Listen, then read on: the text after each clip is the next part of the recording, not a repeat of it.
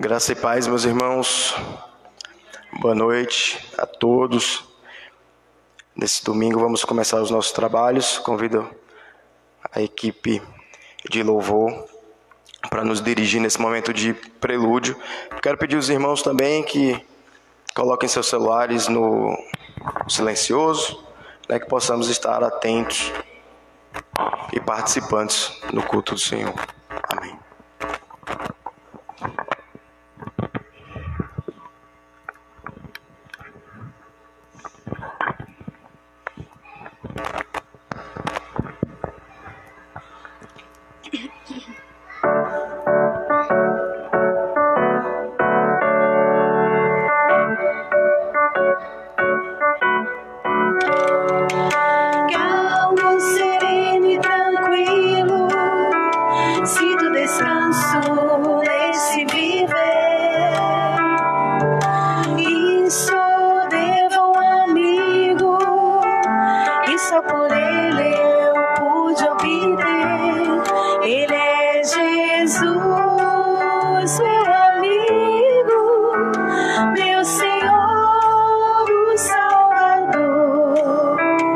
Só por Ele ganhei a vida eterna com Deus, com Deus.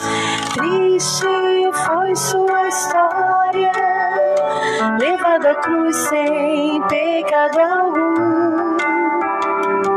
Só porque me amou, morreu por mim, não hesitou. Ele é Jesus, meu amigo, meu Senhor, o Salvador. Só por Ele ganhei a vida eterna com Deus, com Deus.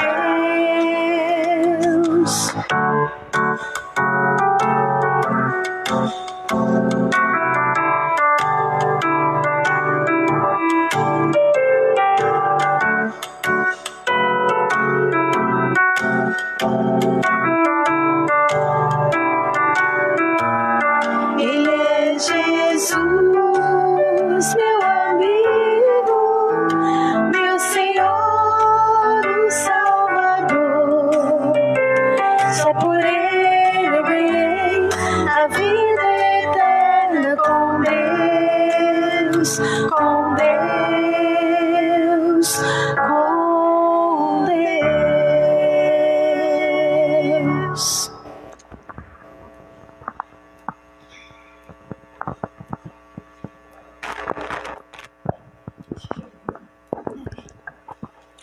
Amém. Vamos abrir as nossas Bíblias, meus irmãos, em espírito de adoração, no Salmo de número 15. Isaac, pode baixar um pouquinho o meu microfone, por favor? Obrigado, meu irmão, obrigado. Salmo de número 15.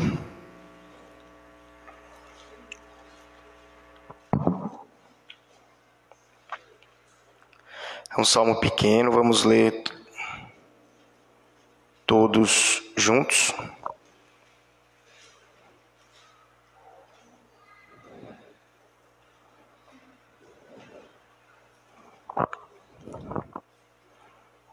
Amém.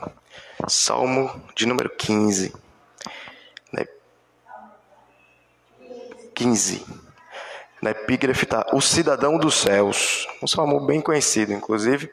Nós vamos ler todos numa só voz. São 5 versículos, então a gente vai todos juntos do 1 ao 5. Bem? Quem, Senhor, habitará no teu tabernáculo? Quem há de morar no teu santo monte? O que vive com integridade e pratica a justiça e de coração fala a verdade. O que não difama com sua língua, não faz mal ao próximo, nem lança injúria contra o seu vizinho. O que a seus olhos tem por desprezível o réprobo, mas honra aos que temem ao Senhor. O que jura com dano próprio e não se retrata. o que não empresta o seu dinheiro com usura, nem aceita suborno contra o inocente. Quem deste modo procede não será jamais abalado. Amém. Amém. O verso 4, em outra versão da Bíblia, na linguagem de hoje, porque o 4 ele fala, né?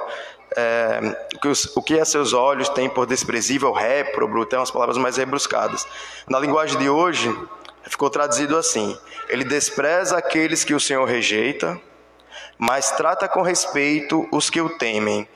Ele cumpre o que promete, mesmo com prejuízo próprio.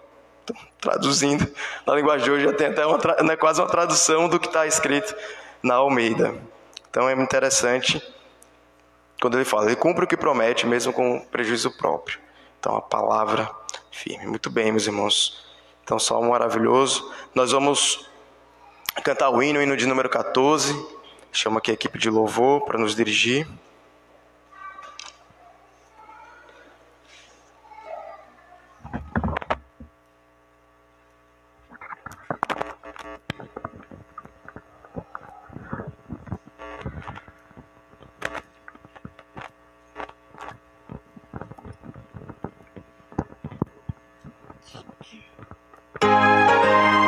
Vamos ficar de pé para cantar, a gente canta melhor.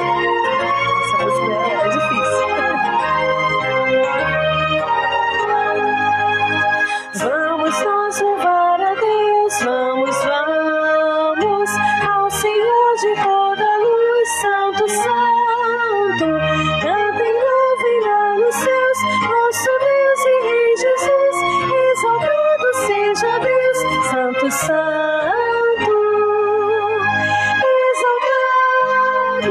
Seja nosso Deus e Pai, exaltado, para sempre o exaltai. Cantem, louvem lá nos céus, nosso Deus e Rei Jesus. Exaltado seja Deus, Santo, Santo. Nosso Deus eterno Pai, Santo, Santo. Deu-nos bênçãos por Jesus, vede, ao Senhor glorificai. Pois os salvos pela cruz, se conosco glória vai. Vinde, exaltado seja nosso Deus e Pai, exaltado, para sempre o exaltai. Cantem, louvem lá nos céus, nosso Deus e Rei Jesus. Exaltado seja Deus, Santo, Santo.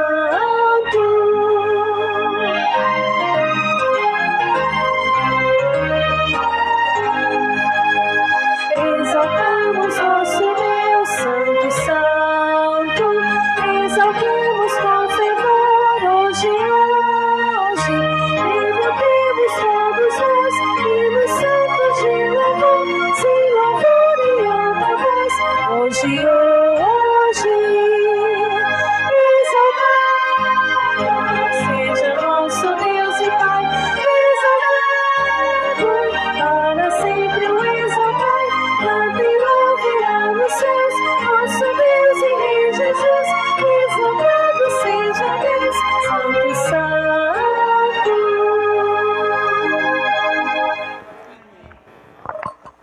Amém. Amém. Gostaria de pedir a nossa irmã Nalva. Está aqui? Nalva está ali. Julinho está na frente. Nossa irmã Nalva, que faça uma oração de invocação, de adoração ao nosso Deus. Oremos. Soberano Deus, eterno Pai, graças te damos, Senhor, por este momento especial em nossas vidas. E estarmos aqui na casa do Senhor, casa de oração. Pai, amado santo, somos gratos a Ti por tudo isso, Senhor. Pai querido, te adoramos, Pai. Pois sabemos que Tu és um Deus de amor, um Deus bondoso, um Deus misericordioso, um Deus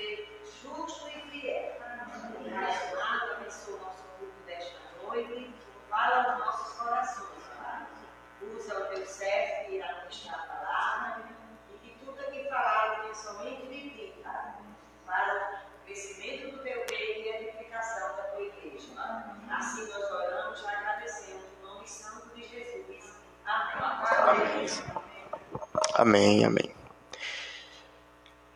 Seguindo para o momento de contrição, vamos todos abrir as nossas Bíblias mais uma vez. O texto é Mateus, capítulo 11, versos do 28 ao 30. Então, Mateus 11, 28 ao 30.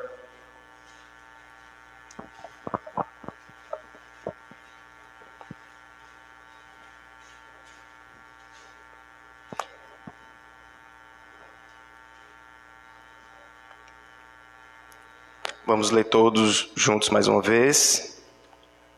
Mateus 11, 28 ao 30. Amém? Leamos. Vinde a mim, todos os que estáis cansados e sobrecarregados, e eu vos aliviarei. Tomai sobre vós o meu jugo e aprendei de mim, porque sou manso e humilde de coração, e achareis descanso para a vossa alma. Porque o meu jugo é suave e o meu fardo é leve. Amém. Amém. Maravilhosa palavra do Senhor, que nos dá muito alento, muita esperança e descanso, né? Sabendo que o jugo dele é leve e ele está sempre pronto a nos perdoar, a partir do momento que nós cheguemos a Ele com o coração contrito, humilde, se esvaziando na Tua presença. Amém? Vamos cantar o hino de número 107, Ao Pé da Cruz. Gostaria mais uma vez de convidar a equipe de louvor para nos dirigir. Depois teremos um momento de oração silenciosa. E para quebrar o silêncio, eu gostaria de pedir à nossa irmã Vilma que fizesse uma oração de confissão. Então a gente vai cantar o hino. Teremos um momento de silêncio, todos em espírito de oração, e depois a nossa irmã quebra o silêncio. Bem?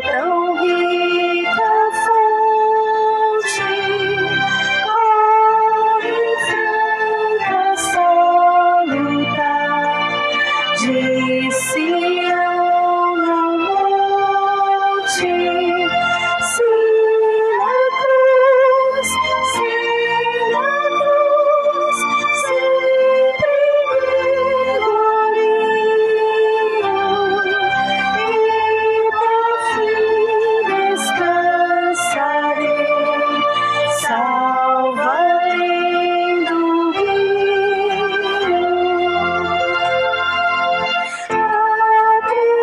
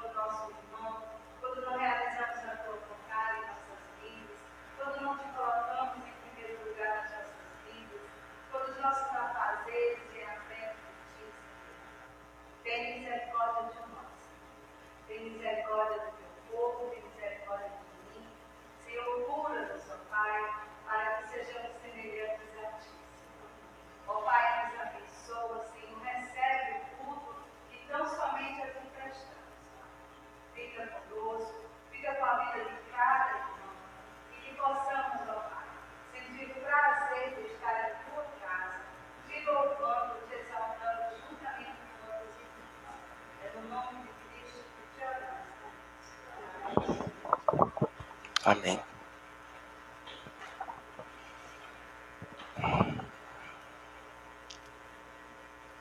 Amém. Vamos abrir mais uma vez as nossas Bíblias em 1 Crônicas, capítulo 29.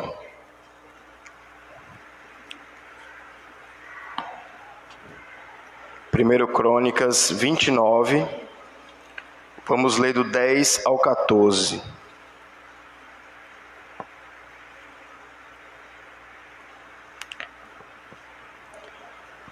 Primeiro livro das Crônicas, capítulo 29, verso 10 ao 14.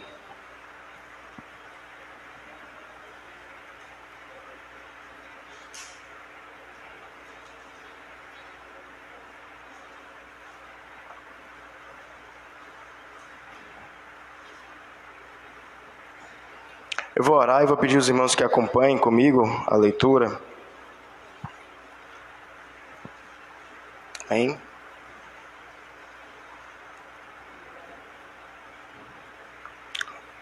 Na epígrafe está oração de Davi. Vou ler, os irmãos acompanham. Pelo que Davi louvou ao Senhor perante a congregação toda e disse: Bendito és tu, Senhor, Deus de Israel, nosso Pai, de eternidade em eternidade. Teu, Senhor, é o poder, a grandeza, a honra, a vitória e a majestade. Porque teu é tudo quanto há nos céus e na terra. Teu, Senhor, é o reino, e tu te exaltaste por chefe sobre todos. Riquezas e glória vêm de ti. Tu dominas sobre tudo. Na tua mão há força e poder. Contigo está o engrandecer e a tudo dá força. Agora, pois, ó nosso Deus, graças te damos e louvamos o teu glorioso nome. Porque quem sou eu e quem é o meu povo para que pudéssemos dar voluntariamente essas coisas? Porque tudo vem de ti e das tuas mãos tu damos. Amém. Louvado seja o nome do Senhor, Deus, Senhor, Pai de toda a eternidade. Que estejamos agora em espírito de louvor, de adoração. Convido a equipe de louvor a vir à frente, nos dirigir nos louvores. E que nosso coração esteja voluntariamente voltado ao Senhor, a dar graças e a louvá-lo nesse momento, irmãos. Amém. Graça e paz, irmãos. Amém. Vamos ficar de pé, louvar o nome do Senhor. Nós estamos aqui hoje. Nós começamos o culto agradecendo ao Senhor por ter morrido por nós na cruz. Ele nos deu saúde, Ele nos alcançou com a sua misericórdia. Hoje nós acordamos e estamos aqui. E se isso não for motivo suficiente para louvar o nome do Senhor, eu não sei o que nós estamos fazendo. Então nós louvamos ao Senhor por tudo. Porque Ele é o dono de tudo, Ele é o dono de todas as coisas, e nós devemos prestar culto a Ele. Amém? Louve o nome do Senhor.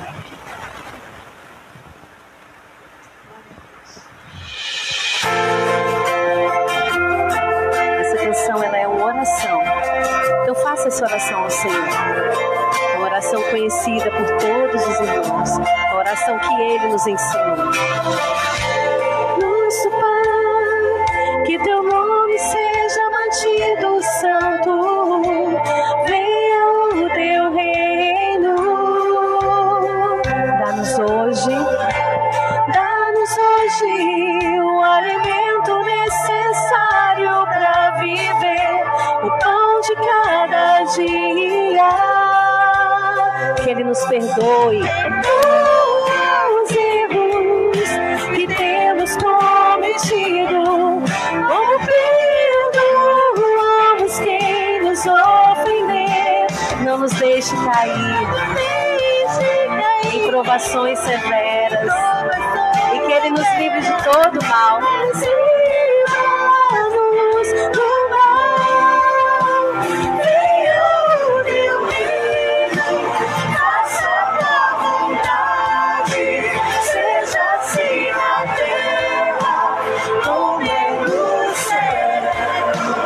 Venha o teu reino.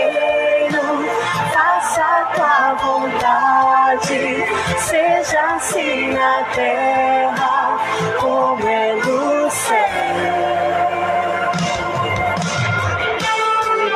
Aproveite esse momento de louvor para orar ao Senhor. Agradeça a Ele pelos feitos que Ele fez na tua vida, pela sua misericórdia que se renova. Fale com Ele, ore para Ele. Nosso Pai, que teu nome seja mantido santo. Venha o teu reino. Dá-nos hoje o alimento necessário para viver. O pão de cada dia. Que Ele nos perdoe. Perdoa os erros que temos cometido. Como perdoamos quem nos ofendeu. Não nos deixe cair em provações severas, mas livra-nos do mal. Venha o teu reino, faça tua vontade, seja assim na terra como é no céu. Venha o teu reino, faça tua vontade, seja assim na terra como é no céu. Porque a Ele pertence o reino, a glória e o poder para sempre. Exalte o nome do Senhor, porque só a Ele pertence todas as coisas. Amém?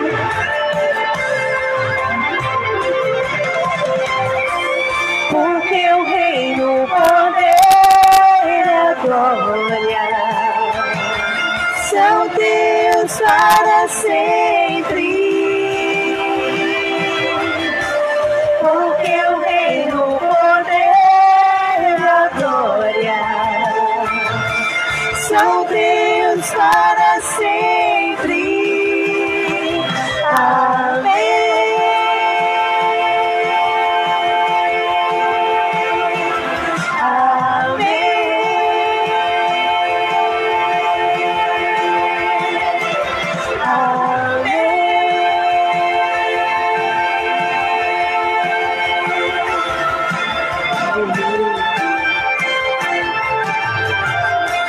Glória a Deus.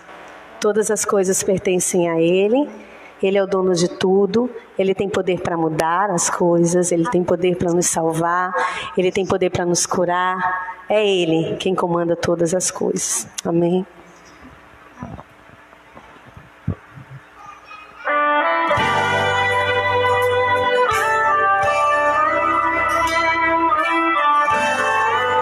Ele é o nosso Deus forte. Adora o Senhor. Ó Deus, Tu és o meu Deus forte, o grande El Shaddai, todo-poderoso Adonai. Teu nome é maravilhoso, conselheiro, príncipe da paz, Yeshua HaMashiach, Deus Emmanuel, o pastor de Israel, guarda de Sião, a brilhante estrela da manhã. Jesus, teu nome é precioso, meu Senhor e Cristo, o nome sobre todos, pelo qual existo, girei,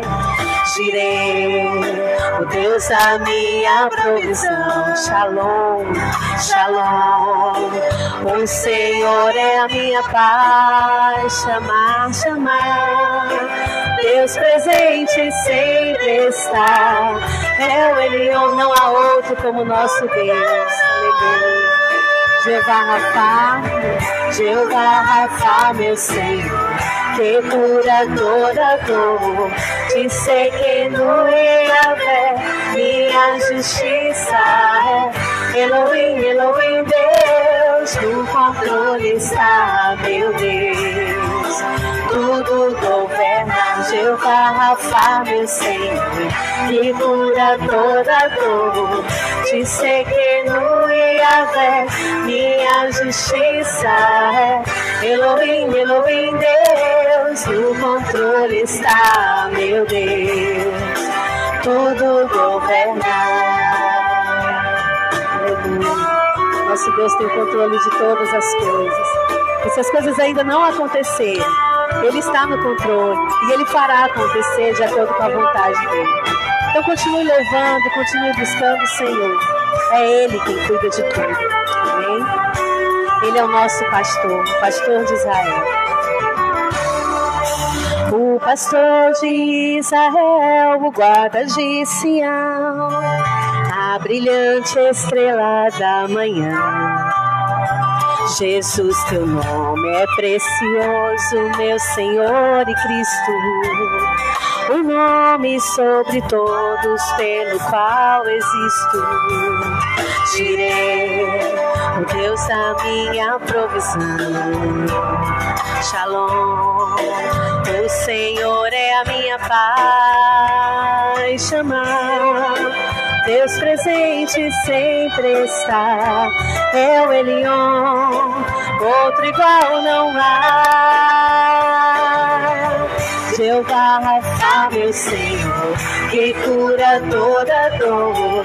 Te sei que no Yahvé minha justiça é. Elohim, Elohim, Deus, no controle está, meu Deus, tudo governa.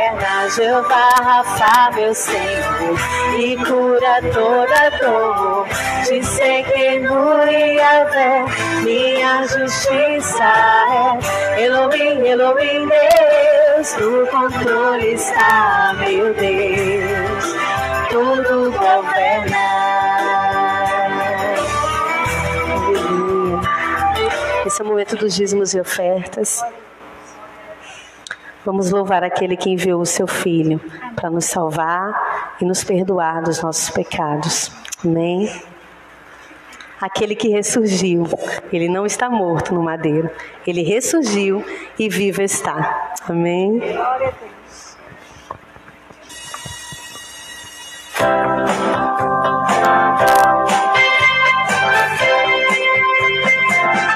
Deus enviou seu Filho amado para nos salvar e perdoar. Na cruz morreu por meus pecados, mas ressurgiu e vivo com o Pai está. Porque Ele vive, posso crer no amanhã. Porque Ele vive, temor não há.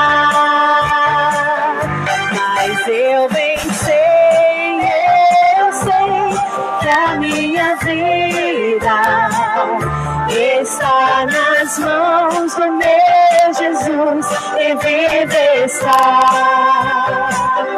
E quando enfim chegar a hora em que a morte enfrentarei sem medo então terei vitória, verei na glória o meu Jesus que vive está. Porque Ele vive, posso crer no amanhã. Porque Ele vive, temor não há. Mas eu venci, eu sei que a minha vida está nas mãos do meu Jesus que vive está. Porque Ele vive, porque Ele vive, posso crer no amanhã. Porque Ele vive, não há temor, temor não há. Mas eu venci, eu sei que a a minha vida está nas mãos do meu Jesus, que vive está nas mãos do meu Jesus, que vive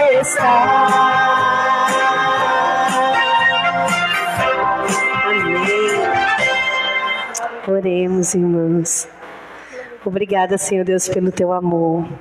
Obrigada por ter morrido por nós, por ter sofrido o que nós não poderíamos suportar, Senhor. Mas o Senhor suportou por nós. Obrigada por esse amor que é tão grande, pela tua graça, pela tua misericórdia. E porque temos a certeza que o Senhor cuida de nós a cada dia. Temos a certeza que nada nos falta. Temos a certeza que o Senhor tem suprido todas as nossas necessidades. Guarda a tua igreja, guarda a tua casa, guarda o nosso coração. Em nome de Jesus. Amém. Amém. Amém. Temos mais um momento de oração, agora de gratidão pelos dízimos e ofertas. Eu gostaria de pedir a nossa irmã Direne, você pode, minha irmã, fazer essa oração? Obrigado, minha irmã.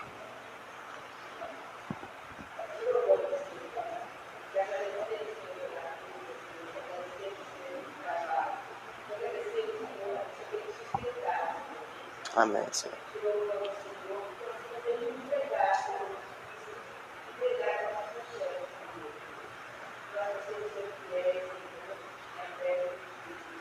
Amém, Senhor.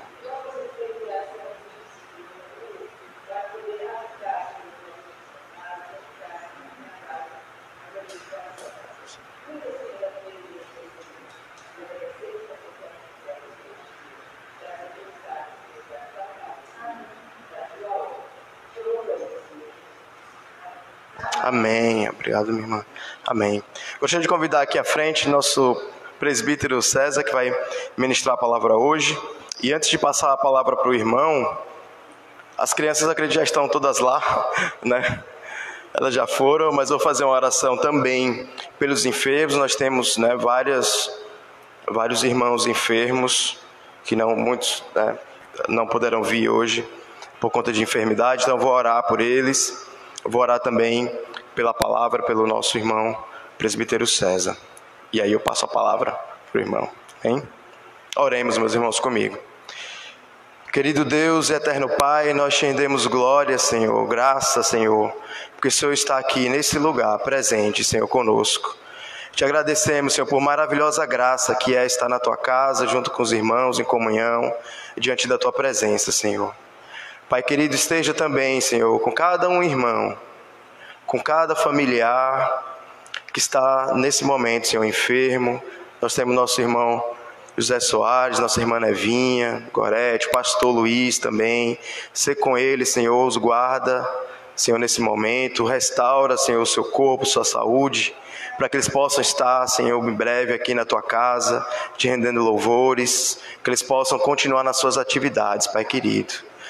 Oramos, Senhor, por todos aqueles, Senhor, que nesse momento se encontram doentes ou em hospitais, que o Senhor os visite, Pai, nessa noite. Visitem seus corações, restaure, Senhor, sua saúde, que eles possam render graças e glória ao Teu nome, Senhor, nesse momento. Pai querido, oramos também, Senhor, nessa noite, pela Tua palavra que vai ser ministrada. Oramos, Senhor, pelo nosso irmão presbítero César, que o Senhor esteja com ele nesse momento. Que tudo que ele for falar seja boca Tua, Senhor, aqui. Seja mensagem para o nosso entendimento, para o nosso coração.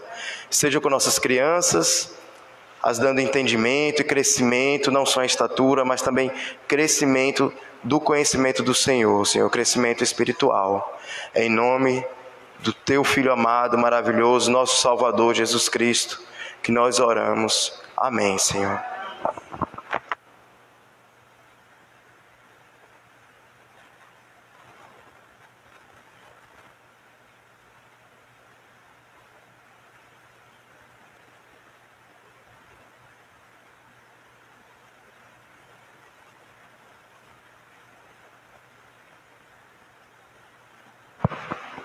Amém. Boa noite, meus queridos irmãos e irmãs, graça e paz. Como vocês estão? Tudo bem? Amém. Poxa, meus irmãos, eu estava ali, né, lá atrás, E quando nós estávamos ainda no momento de contrição, eu fiquei meditando ali naquele hino 107, ao pé da cruz.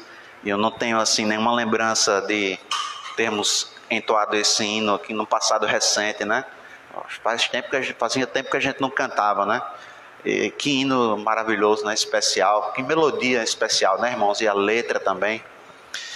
E é o Senhor que nos faz atravessar o Rio Jordão, irmãos. É Ele que nos toma pela mão, porque por nós mesmos, nós jamais conseguiríamos atravessar o rio, né? Deus seja louvado. Dependemos totalmente do Senhor. É Ele que nos toma pela mão e atravessa o Rio Jordão conosco. Amém. Bom, os irmãos já sabem que nosso pastor também está entre esse grupo de irmãos enfermos, né? Ele pegou uma gripe, não está legal, a garganta foi bastante afetada. Então estejamos orando também pelo pastor Luiz. E também pelos irmãos que contraíram Covid, né? Os irmãos Soares, sua esposa, que eles possam ficar bem logo, estar aqui entre nós. Bom ver os irmãos daqui de cima, uma visão especial, glória a Deus. E um detalhe que torna essa visão ainda mais especial ali, uma pessoa ali muito especial, minha esposa ali, amém, meus irmãos? Torna essa visão mais bonita ainda. Amém? Glória a Deus. Meus irmãos, vamos abrir a palavra do Senhor em 1 Timóteo, capítulo 3. 1 Timóteo, capítulo 3.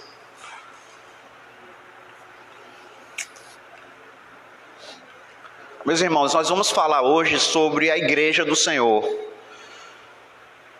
E para isso nós vamos ler 1 Timóteo 3, versículos do 14 ao 16. Esses versículos serão a base da nossa mensagem. 1 Timóteo 3, do 14 ao 16, diz assim a Santa Palavra: Escrevo-te estas coisas, esperando ir ver-te em breve, para que, se eu tardar, fique ciente de como se deve proceder na casa de Deus, que é a igreja do Deus vivo, coluna e baluarte da verdade. Evidentemente, grande é o mistério da piedade. Aquele que foi manifestado na carne, foi justificado em espírito, contemplado por anjos, pregado entre os gentios, crido no mundo, recebido na glória. Amém. Pai Celestial, fica conosco, continua conosco, Pai. Ajuda o teu servo que irá agora trazer a exposição da tua palavra, para que a palavra possa tocar os corações dos presentes, que o Senhor abençoe este servo e que nós possamos entender, aprender e praticar a tua palavra para o nosso bem e para a tua glória. É o que te pedimos em nome de Jesus. Amém. Meus irmãos, Paulo aqui escrevendo a Timóteo vai trazer algumas orientações para o jovem pastor Timóteo sobre como as pessoas deveriam proceder na igreja, ou seja, como elas deveriam se comportar, como elas deveriam agir.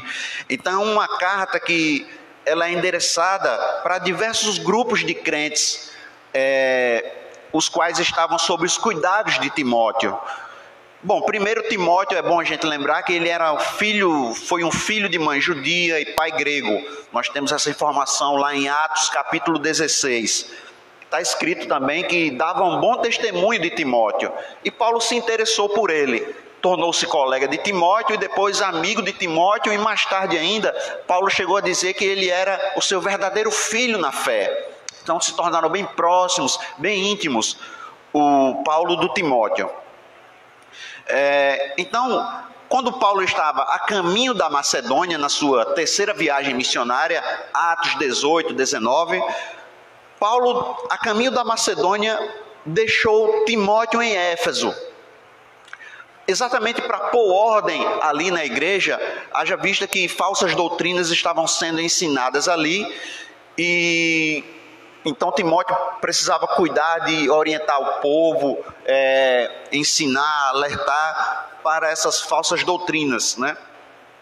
E nós sabemos que Éfeso, irmãos, era um centro de adoração da deusa Diana. Era um lugar onde se adorava a deusa Diana, em algumas traduções como a NVI, a deusa Ártemis. Sabemos que lá em Éfeso havia o templo da deusa Diana, não é? E temos essa informação lá em Atos 19, inclusive lá em Atos 19 nós lemos também o relato de que houve uma confusão muito grande quando Paulo e os apóstolos estavam pregando, porque aqueles que fabricavam miniaturas, estátuas, imagens da deusa Diana estavam se sentindo prejudicados porque as pessoas estavam convertendo-se ao Senhor e deixando de lado Diana, o que estava prejudicando o trabalho daqueles ourives, artífices que fabricavam imagens de prata e de outros materiais, talvez também da deusa Diana. Então Paulo escreve para exatamente trazer essas orientações, dar essas orientações a Timóteo. Timóteo, por sua vez, deveria orientar o povo. Então no versículo 14 está escrito assim, ó: escrevo-te estas coisas esperando ir ver-te em breve. Versículo 15, para que, se eu tardar, fique ciente de como se deve proceder na casa de Deus, que é a igreja do Deus vivo, coluna e baluarte da verdade. Então veja, Paulo indo para Macedônia, ele não tinha certeza se voltaria logo. Então, se eu demorar, eu já estou logo me adiantando, escrevendo para você, Timóteo, para que você fique ciente sobre como se deve proceder, como se deve agir, se comportar na casa de Deus. Então, a nossa mensagem hoje, irmãos, nessa mensagem de hoje nós vamos ver, relembrar o que é a igreja de Deus, qual a sua importância e qual a sua missão. Esperamos trazer essas explicações aqui a partir destes versículos. Então, no versículo 15, irmãos, a gente vê que Paulo usa essa expressão muito interessante aqui, não é? Que ele diz que a igreja do Deus vivo é a casa de Deus, a casa de Deus vivo, a casa de Deus é a igreja do Deus vivo. Bom, o que é a igreja, irmãos? A igreja, ela pode ser definida de várias maneiras, né? A definição envolve pelo menos 4 conceitos.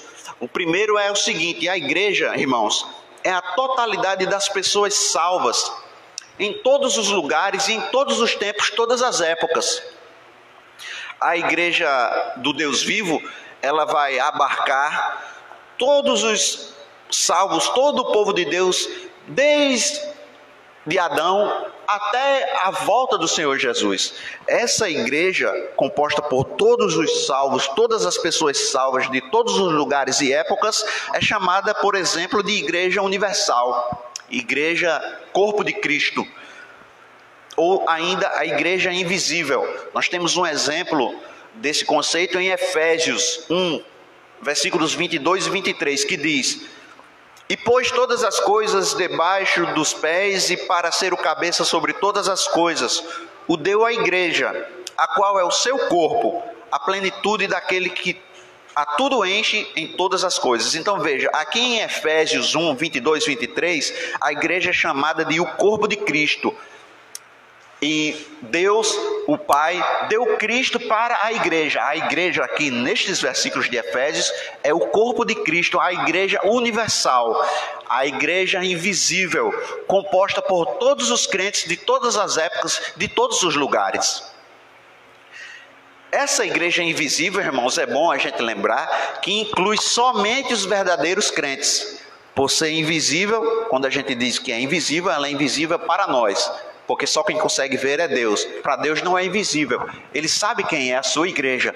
Por isso, essa igreja invisível, uma vez que é visível só para Deus, inclui somente os verdadeiros crentes, os que já estão com o Senhor, inclusive aqueles que já partiram para estar com Cristo, a qual nós chamamos de igreja triunfante, porque já triunfa na glória com Cristo, reina com Cristo na glória, certo? Então, irmãos, este é o primeiro conceito de igreja, não é? A igreja universal, o corpo de Cristo, é a igreja invisível, ela está espalhada por toda a face da terra. Nós não sabemos exatamente quem é a igreja, mas ela está espalhada pelo mundo. Deus sabe quem é. A igreja invisível, o corpo de Cristo. A igreja também pode ser definida, irmãos, como igreja local, igreja visível. a igreja que todos nós vemos, todos veem, por isso a igreja visível. Essa igreja aqui, por exemplo, a Igreja Presbiteriana Parque das Nações, é uma igreja local, visível. Nós vemos, nós sabemos quem é essa igreja.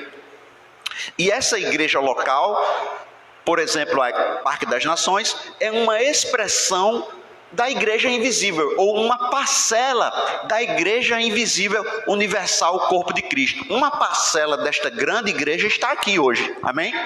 Então é a igreja local. Um exemplo de igreja local na Bíblia nós temos em Romanos 16:16. Paulo diz o seguinte: saudai-vos uns aos outros com ósculo santo. Todas as igrejas de Cristo vos saúdam. Então veja, todas as igrejas de Cristo, todas as igrejas locais, todos os grupos que estão espalhados por aí, grupos de crentes que se reúnem para adorar a Deus em lugares específicos, mandam saudações. Então, este é um exemplo de igreja local, visível. É o grupo de seguidores de Jesus que se reúne em um lugar específico para adorar a Deus. Igreja local, igreja visível, uma parcela da igreja invisível. E ao contrário da igreja triunfante, daquela que já está na glória, reinando, triunfando com o Senhor, essa igreja visível é chamada, pode ser chamada de igreja militante, porque está aqui lutando contra o diabo, o pecado e o mundo, contra a própria carne, né? Contra o pecado, que é a nossa carne, Satanás e o mundo. Essa igreja militante, é bom a gente dizer também, irmãos, que inclui os não regenerados. Nós olhamos para a igreja visível local. Eventualmente, pode ser que em uma igreja local haja pessoas não regeneradas, certo? Que estão na igreja, como diz João em sua primeira epístola, estão entre nós, mas não são dos nossos. E um dia eles sairão para provar que nunca foram dos nossos. Então, na igreja visível é possível que haja não regenerados, ao contrário da igreja invisível, aquela igreja que só Deus vê, que nós não conseguimos identificar com precisão quem é a igreja. Na igreja invisível estão só os regenerados. Na igreja visível é possível que haja não regenerados. Amém, irmãos? Então veja, na igreja militante é possível que haja pessoas que ainda não tiveram um encontro com Deus, que ainda não entenderam o Evangelho, que ainda não se arrependeram dos seus pecados e creram em Cristo. É bom então a gente dizer isso. E Paulo diz aqui ainda, casa de Deus. Aqui é bom a gente lembrar, irmãos, que casa de Deus não tem a ver com o templo do Antigo Testamento, certo? Onde Deus, de fato, estava sempre presente, se manifestando, não é? Todo crente sabe que Deus não habita em templos físicos, embora Ele se faça presente hoje em templos como esse. Ele habita em nós, mas a ideia de Paulo aqui não é lembrar do templo do Antigo Testamento. A ideia é simplesmente a seguinte, irmãos: quando nós vemos uma igreja local reunida como essa, nós sabemos que ali Deus está, porque Deus está entre os crentes, recebendo os louvores, a adoração, ouvindo as orações, os clamores. Então a ideia de casa de Deus aqui é o lugar onde Deus está, entre os crentes. Se ali há um grupo de crentes, ali Deus está. Então essa é a ideia. Não é casa de Deus no sentido do Antigo Testamento, né? Nem casa de Deus, qualquer templo. Até porque aqui, irmãos, ainda não haviam os templos tais quais a gente conhece hoje. A igreja se reunia em grupos, na casa de alguém, depois na casa de outra pessoa, iam para algum lugar. Muito depois os irmãos sabem que veio a realidade dos templos, certo? Então, a casa de Deus é a igreja do Deus vivo. O povo de Deus se reunido onde Deus está. Essa é a casa de Deus, é o lugar onde Deus está, ou seja, entre os crentes que se reúnem. Essa é a ideia. Então, nós vemos que a igreja tem essas definições. Ela é o corpo de Cristo, invisível, a igreja local, visível, ela é triunfante, a igreja que já reina com o Senhor, é a igreja militante que está aqui lutando contra o pecado, Satanás e o mundo. Todos esses conceitos devem ficar frescos na nossa mente, sempre para a gente entender bem o que é a igreja. Bom, e ainda nós como falei no início, né, vamos ver não só a definição da igreja, mas ainda a sua importância e a sua missão. Nós já falamos, inclusive, aqui em outra ocasião sobre a missão da igreja, né? Mas hoje nós vamos falar com base aqui em 1 Timóteo, mais à frente. Mas vamos falar agora sobre a importância da igreja, certo, irmãos? A casa de Deus, ela não é, digamos assim, pouca coisa. Ela é muito importante. Nós vamos entender a importância dela aqui. Veja, a igreja é chamada de Igreja do Deus Vivo. A igreja do Deus vivo, irmãos, é composta pelo seu povo. A igreja de Deus é o povo de Deus. Esse povo que ele amou, escolheu, predestinou, justificou e glorificou, né? Na mente de Deus tudo isso já aconteceu. Nós separamos apenas para fins didáticos. Deus ama, elege, predestina, chama, justifica e no final de tudo glorifica. Mas na mente de Deus os salvos já passaram por todos esses processos, não é? Esses que Deus chamou, Ele já justificou, já predestinou, já glorificou. Então, esse é o primeiro aspecto que nos mostra a importância da igreja de Deus. Ela é de Deus, é a igreja do Deus vivo, é o povo de Deus, é propriedade dele. Pedro, quando se refere à igreja, ele usa um linguajar do Antigo Testamento para se referir à igreja, para se referir ao povo de Deus. Mesmo no Novo Testamento, usa um linguajar do Antigo Testamento, nação santa, povo de Deus, para mostrar exatamente aqueles crentes ali que precisavam de encorajamento, uma vez que estavam passando por perseguições, isso na primeira carta de Pedro, precisavam ter segurança em Cristo, saber da identidade deles, de que eles estavam seguros em Cristo, que eles também eram amados por Deus, propriedade exclusiva de Deus, tal qual o Israel do Antigo Testamento, até porque hoje nós somos a continuação do Israel do Antigo Testamento. Então veja, a importância de Deus a importância da igreja no primeiro momento já fica clara para nós aqui. Ela é o povo de Deus, o povo de Deus vivo que Ele amou. Então não é qualquer coisa, certo?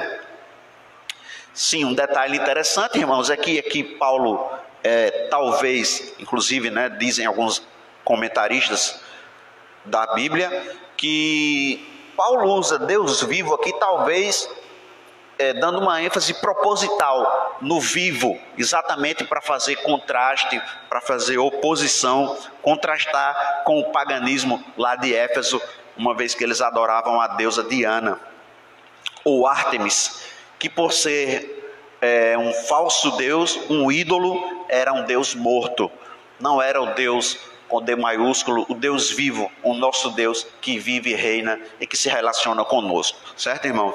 Então veja, no primeiro aspecto da importância da igreja é esse. E o segundo aspecto é o seguinte, irmãos. Esse povo, o povo de Deus, a igreja, a este povo Deus confiou uma verdade, que é a verdade do Evangelho. A verdade de que há um só Deus verdadeiro, Deus vivo, Criador do céu e da terra. A verdade de que todos pecaram e se afastaram desse Deus e precisam, portanto, para reconciliarem-se com esse Deus, reconhecerem que são pecadores, arrependerem-se dos seus pecados e crerem em Cristo, o Filho de Deus, e assim tornarem-se filhos de Deus, terem os seus pecados perdoados e receberem o dom da vida eterna. Esta mensagem foi confiada à igreja.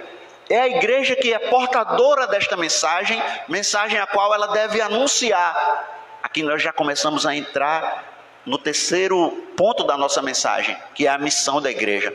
Então a igreja é importante por ser povo de Deus e por esse povo ser o portador da mensagem mais importante de todas, a mensagem de salvação, a mensagem de vida eterna, a mensagem de que Deus perdoa e salva pessoas pela graça mediante a fé. Então é a mensagem que a igreja tem pregado desde o início, prega até hoje e continuará pregando. Então a importância da igreja se deve também a este fato, por ser ela a portadora da boa nova, A boa notícia de que Deus reconciliou-se com o mundo na pessoa de Cristo. Deus fez contato conosco na pessoa bendita de Cristo e levou sobre si os nossos pecados. Aquele que crê naquele sacrifício recebe o perdão de seus pecados e o dom da vida eterna. Esta é a mensagem da igreja. Esta boa nova, irmãos, nós chamamos de evangelho. Nós sabemos que evangelho significa exatamente boa notícia, boa nova. Uma boa notícia, a boa notícia de que Deus reconciliou-se com o mundo. E eu quero chamar a atenção aqui, irmãos, exatamente para a palavra evangelho, que significa boa nova. O Senhor Jesus, irmãos, em Marcos capítulo 1, versículos 14 e 15, pregou o evangelho. Está escrito lá em Marcos 1, 14 e 15. Depois de João ter sido preso, João Batista, foi Jesus para a Galileia, pregando o evangelho de Deus, dizendo: o tempo está cumprido e o reino de Deus está próximo, arrependei-vos e crede no evangelho. 2 vezes a palavra evangelho aqui. Então veja, o Senhor Jesus, ele saiu pregando, proclamando, anunciando a boa nova, anunciando o evangelho. E diga-se de passagem, não é a ênfase da mensagem hoje, mas em primeiro lugar, junto desse anúncio sempre vinha uma outra exortação: arrependam-se. João Batista começou dizendo: arrependam-se. Jesus disse: arrependam-se. Os apóstolos: arrependam-se. E nós, como igreja hoje, dizemos a mesma coisa. A mensagem de que Deus é santo, você é pecador, precisa reconhecer e arrepender-se de seus pecados e crer no Senhor, para ter o perdão e o dom da vida eterna. Ainda em Marcos 16, 15, disse Jesus: ide por todo o mundo e pregai o evangelho a toda criatura. Os apóstolos também pregaram o evangelho, a boa nova. Em Atos capítulo 13, isso aqui é a primeira viagem missionária de Paulo. Paulo com seus colegas na Antioquia da Pifísia, parece, Pisídia. Paulo, a partir do verso 14, pelo menos, irmãos, em Atos 13, começa a fazer um relato, uma visão panorâmica do agir de Deus na história. Atos 13, aí quando ele chega no verso 32, ele diz: nós vos anunciamos o evangelho da promessa feita a nossos pais, como Deus a cumpriu plenamente a nós, seus filhos, ressuscitando a Jesus, como também está escrito no Salmo 2. 2 pontos: tu és meu filho, eu hoje te gerei. Veja que os apóstolos aqui, especificamente Paulo, usou também a palavra evangelho. Nós estamos aqui anunciando a vocês a boa nova, anunciando o evangelho. E ele termina o seu relato, irmãos, mencionando a ressurreição. Ele faz uma descrição a partir, desde o versículo 14 pelo menos, até o verso 33, e conclui falando da ressurreição. Porque o anúncio precisa ir até o fim. Nós já aprendemos aqui também, nas nossas manhãs abençoadas de EBD, que a obra de Cristo não conclui, ela não termina, não é concluída em sua morte na cruz, quando ele entrega o Espírito ao Pai. Mas ele depois ressuscita. Paulo, escrevendo aos Coríntios, capítulo 15, versículo 14, vai dizer: se Cristo não ressuscitou, é vã a nossa pregação e é vã a fé de vocês. Então ele ressuscitou, como está escrito lá também em Romanos, capítulo 4, ressuscitou para a nossa justificação, para justificar aqueles que creram nele, para dizer: vocês não creram em vão, porque todos os demais deuses aí morreram. Mas o nosso Senhor Jesus ressuscitou, está vivo. Como falei, ao contrário de Diana de Éfeso, não era um Deus morto. Nosso Deus não é um Deus morto, mas um Deus vivo, um Deus que vive. Diana não, e todos os demais aí, sem querer ser indelicado, não passam de imagens que não ouvem, não falam, não veem. Portanto, não podem fazer nada, irmãos. Certo? Então veja, a boa nova chamada de evangelho foi pregada anunciada por Jesus, foi anunciada pelos apóstolos. E a igreja faz a mesma coisa, continua fazendo, sempre fará. Ela sempre anunciará as boas novas. Em Atos capítulo 8, versículo 4, por exemplo, irmãos, nós temos, está escrito lá, que aqueles que começaram a ser dispersos, espalhados pela perseguição empreendida por Saulo, o mesmo Paulo, né? Esses que iam sendo dispersos, e à medida que iam se espalhando, iam anunciando a palavra. Na nossa tradução Almeida está escrito palavra, a palavra de Deus, a verdade.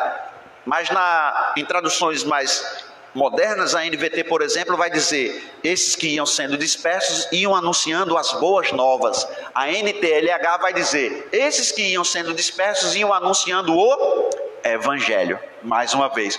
Então veja, irmãos, o que eu estou destacando é a missão precípua da igreja primordial, a tarefa primária dela, aquela que só ela pode fazer, que ninguém mais pode, é anunciar a boa nova, anunciar o Evangelho. A boa nova significa a boa notícia de que Deus reconciliou-se com o mundo na pessoa bendita de Jesus.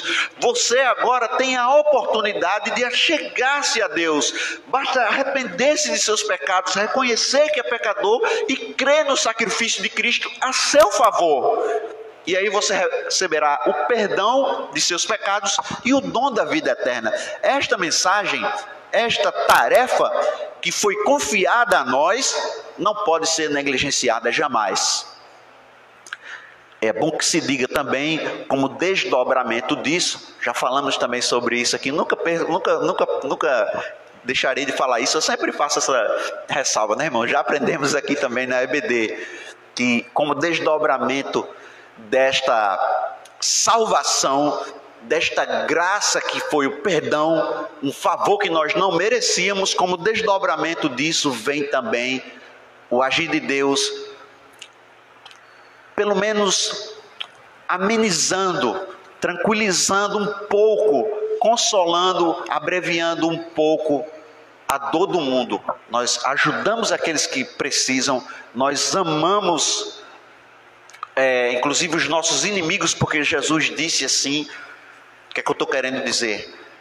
Quando recebemos o perdão de nossos pecados e a salvação em Cristo Jesus, como desdobramento disso, nós passamos a agir com amor ou em amor em relação ao próximo, em relação a todos. O próximo é aquele que está mais perto de você, seja crente ou não crente, certo?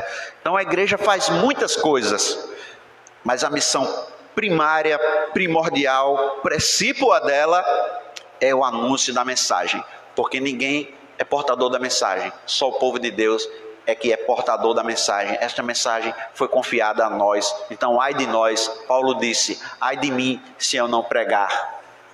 Então nós precisamos anunciar verbalmente e anunciar com nossa vida, anunciar com tudo que fazemos. A nossa vida, como nós já sabemos, deve ser encarada como um sacerdócio, deve sempre atrair as pessoas para Deus. Assim como o sacerdote no Antigo Testamento era um mediador, nós somos mediadores, levamos as pessoas a Cristo, e Cristo é o mediador que nos leva a Deus. Amém, irmãos? Então, recapitulando, a importância da igreja se dá pelo fato de ela ser o povo de Deus, o povo escolhido de Deus, que Deus amou, Deus elegeu, predestinou, justificou e glorificou. É o povo de Deus, ela é amada por Deus, e isso já confere importância por demais à igreja. Além disso, ela é importante porque ela é portadora da mensagem mais importante de todas, a boa nova, o Evangelho. Por ela ser o povo escolhido de Deus e portadora da mensagem mais importante de Deus, a mais importante de todas, ela é importante. E nós precisamos lembrar aqui, né? Hoje de manhã nós tivemos um encontro muito abençoado aqui na escola dominical, e nós falamos de um assunto muito importante, do erro tremendo que é alguns ditos pastores que, na verdade, se tornaram meros profissionais. não entendendo ou talvez fazendo pouco caso da importância da mensagem que eles levam. Eles até podem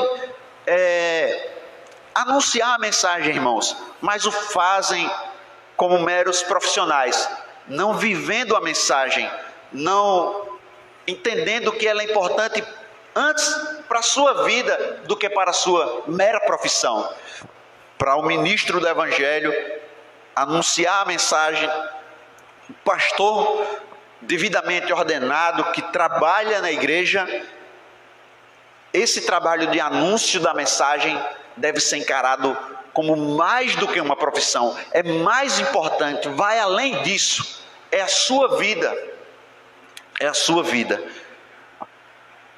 Então, que Deus nos guarde de encararmos a coisa como apenas uma mera obrigação, irmãos, um mero dever, mais um ponto da lista de tarefas que nós devemos concluir e marcar com X, jamais.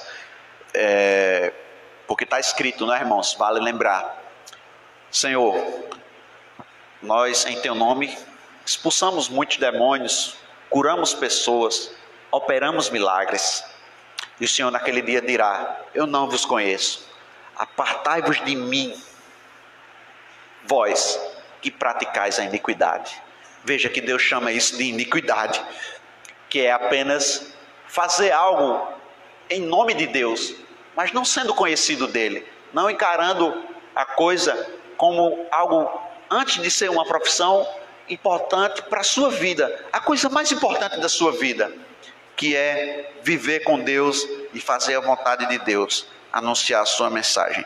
Então que nós não encaremos jamais a coisa como mera profissão, é mais do que isso, porque então corremos o risco de sermos arrolados com esse que Deus chamou de iníquos. Sai para lá, porque eu não conheço vocês. O último ponto da mensagem, irmãos, ainda no último ponto da mensagem, vamos ver aqui que no versículo... Sim, irmãos, eu falei que Paulo, no seu anúncio lá em Atos 13, concluiu com a ressurreição, e da mesma forma aqui em Timóteo, no versículo 16, o último versículo que lemos hoje, que é a base da nossa mensagem, Paulo também termina com a ressurreição. Ele foi pregado entre os gentios, crido no mundo e recebido na glória, certo? A mensagem sempre tem que terminar com a ressurreição, porque sem ela a mensagem foi pregada de modo incompleto. Aquele que morreu na cruz não só morreu, mas ele voltou, ele ressuscitou, certo? Para nos justificar todo aquele que creu nele. Mas aí Paulo, ainda no verso 15, vai dizer o seguinte: essa igreja do Deus vivo é coluna e baluarte da verdade. Coluna, irmãos, nós sabemos, é uma coluna, um pilar, aquilo que sustenta uma construção. E é muito claro, é fácil a gente entender aqui a ilustração de Paulo. É até cristalino, irmãos. A igreja é aquela que sustenta a verdade, como um pilar que sustenta uma construção. É a coluna que vai sustentar a verdade. Ela não vai deixar com que a verdade caia, não vai deixar com que a verdade se perca.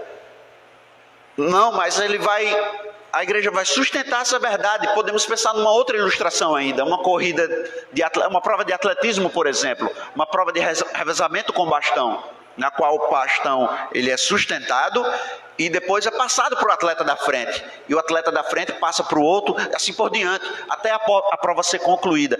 Então, o bastão não pode cair, ele tem que ser sustentado, ele precisa estar seguro na mão do atleta.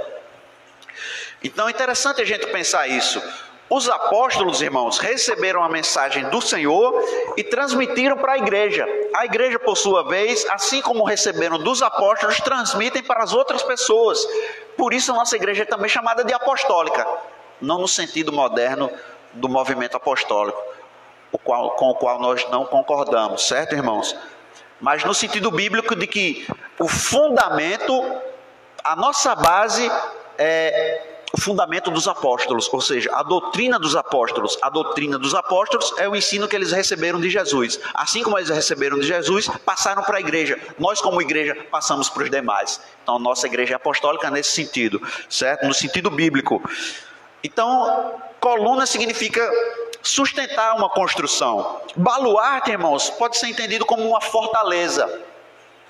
Se a coluna sustenta, a fortaleza protege. Amém? A fortaleza vai proteger a mensagem.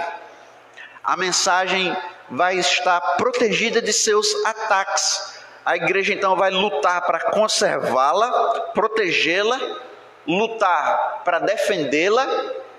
E claro, embora não esteja claro nesta passagem, anunciá-la. Mas nós já vimos em vários outros versículos e há muitos outros que nós não citamos aqui, é claro.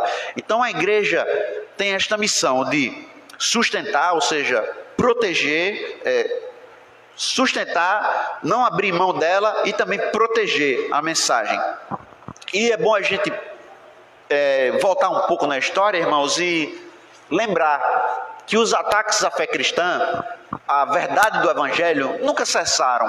Sempre existiram e sempre vão existir, certo? Ainda no início da igreja, irmãos, no primeiro século, a primeira ameaça à verdade simples e pura do Evangelho foi a ameaça dos judaizantes. Logo no início já quiseram perverter a mensagem, adicionando ou querendo acrescentar práticas do judaísmo, querendo voltar atrás, impondo sobre os crentes uma carga que eles não precisariam levar. Cristo cumpriu a lei. E claro, nós temos um relato exaustivo sobre isso na carta aos Gálatas, não é? Então veja, os judaizantes foram a primeira ameaça.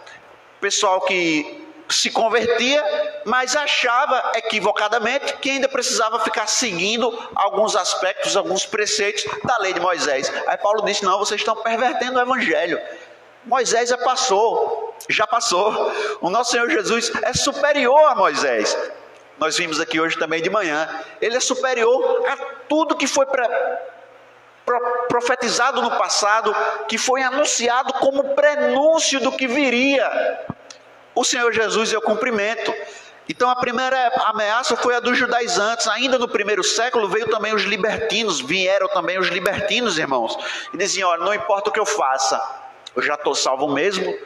Então, tanto faz como tanto fez, eu vou aproveitar aqui, né? É também um equívoco tremendo, irmãos. Porque a Bíblia inteira, de capa a capa, é uma palavra de exortação, um chamado à santidade. Ainda que Deus nos tenha salvado. Aliás, irmãos, a vida de santidade, ela vai configurar-se na vida do crente como uma evidência de que ele foi salvo por Deus. Do contrário, uma hipótese sinistra pode ser levantada. A hipótese de que talvez essa pessoa nunca tenha crido no Senhor e sido regenerada. Lembramos ao início, voltamos, né? Isso nos remete ao início da mensagem. Na igreja local é possível que haja não regenerados. Nós não sabemos. É possível que haja. Pode ter. E de fato em muitos lugares há. Certo? Na igreja local. Nós não sabemos. Mas Deus sabe. E estão entre nós, mas não são dos nossos. No segundo século veio a ameaça do gnosticismo, que era uma mistura de filosofia grega com religiões de mistério daquela época, né?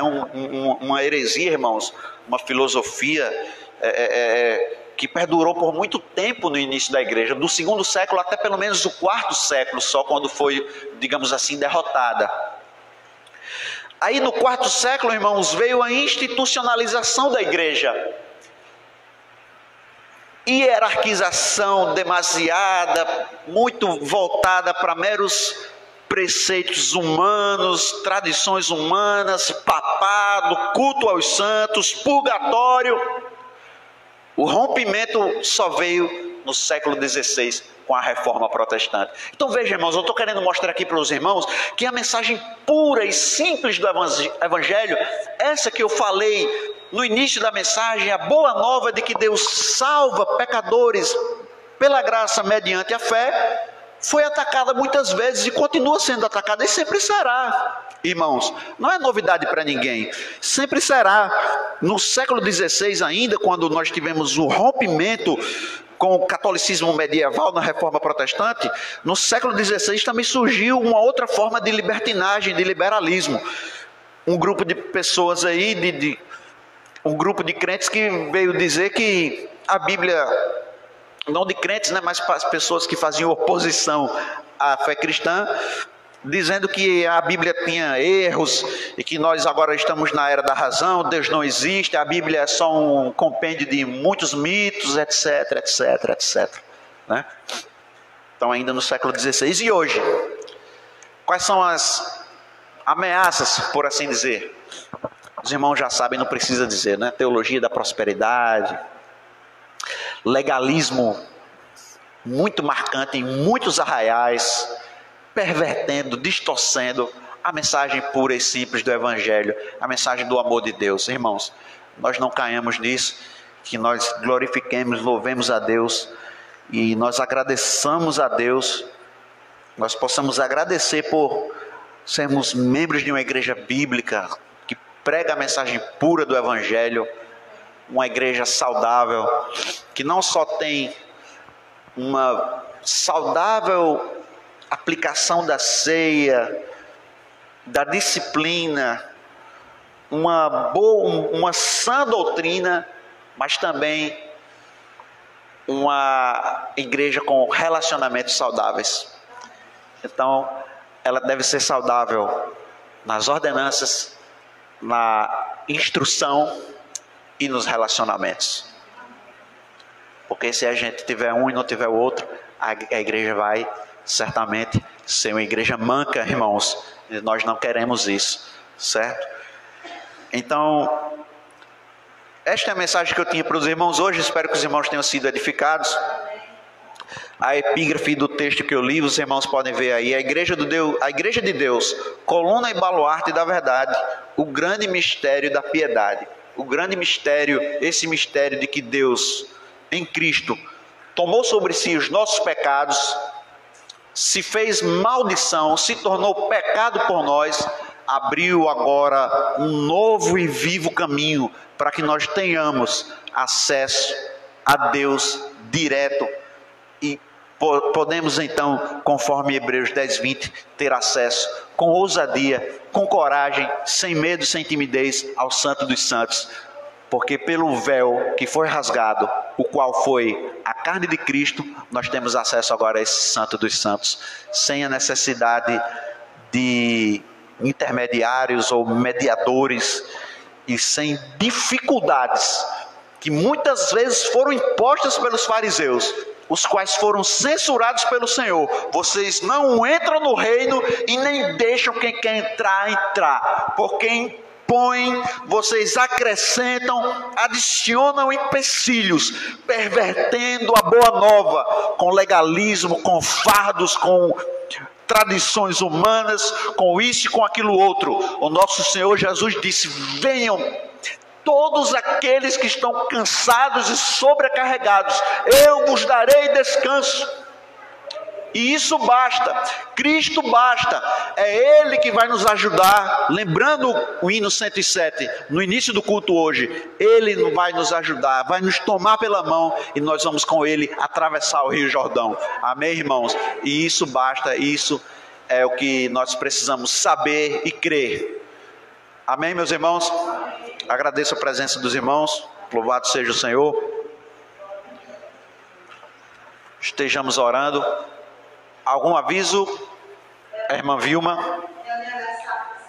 Sexta-feira. Quarta-feira, aula de artesanato aqui na igreja, às 14h30. Reunião sexta-feira na casa da irmã Sônia, de que horas? 19h30, sexta-feira, reunião da SAF na casa da nossa querida irmã Sônia. Meus irmãos, quinta-feira a gente tem a reunião nacional na igreja e a gente vai dar uma passadinha rápida com o grupo de devote também. Amém, amém. Então, está dado o aviso. Eu vou fazer uma oração aqui. Quero que o nosso pastor Licurgo, por favor, me petre a bênção. Pode ser, pastor? Vou orar. Põe-se de pé, vamos orar.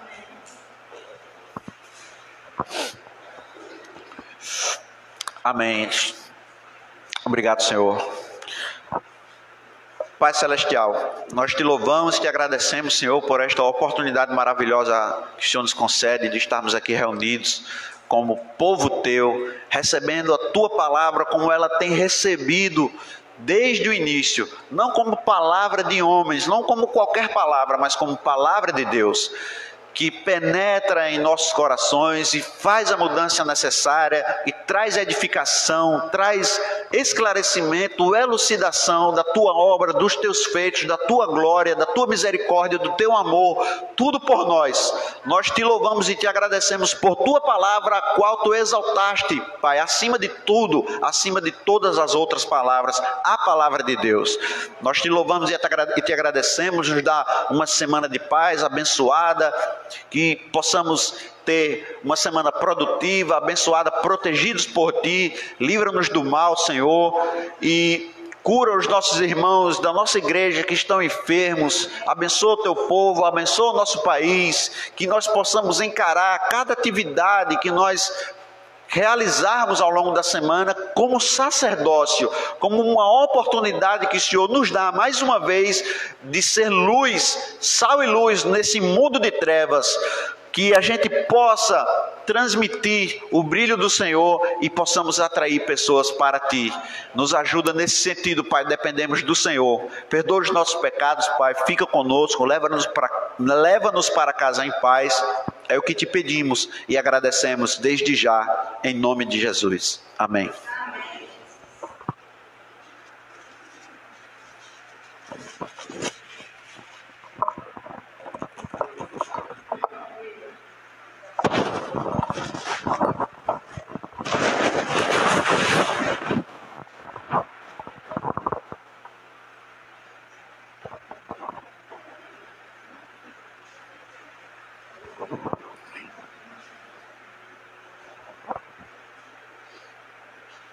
Recebam a bênção do Pai.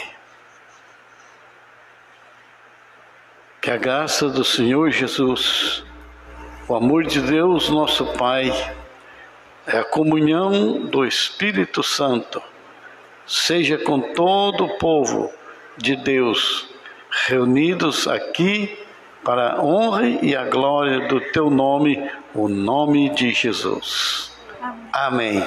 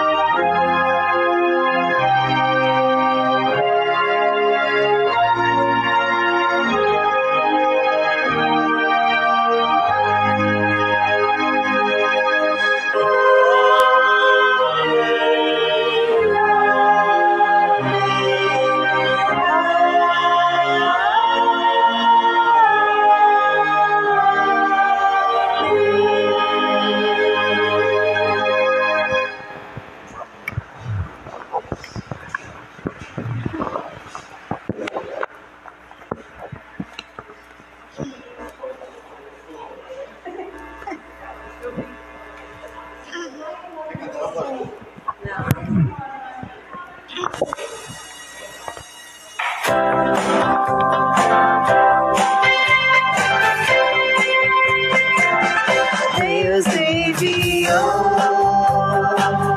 seu Filho amado para nos salvar e perdoar. A cruz morreu por meus pecados, mas ressurgiu e vivo com o Pai está. Porque Ele vive, posso ter o amanhã. Porque Ele vive, temor não há. Mas eu bem sei, eu sei que a minha vida está nas mãos do meu Jesus, que vive está. E quando enfim chegar a hora em que a morte enfrentarei, Senhor, terei vitória, terei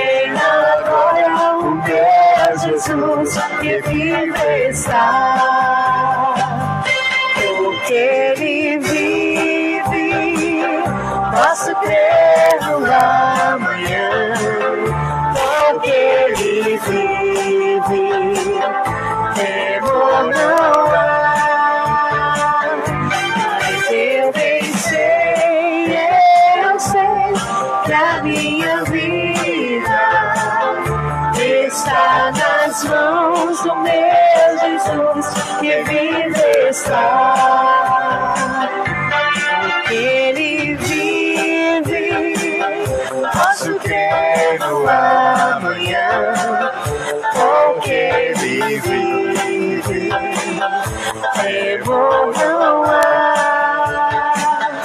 Mas eu bem sei, eu sei que a minha vida está nas mãos do meu Jesus, que vive está.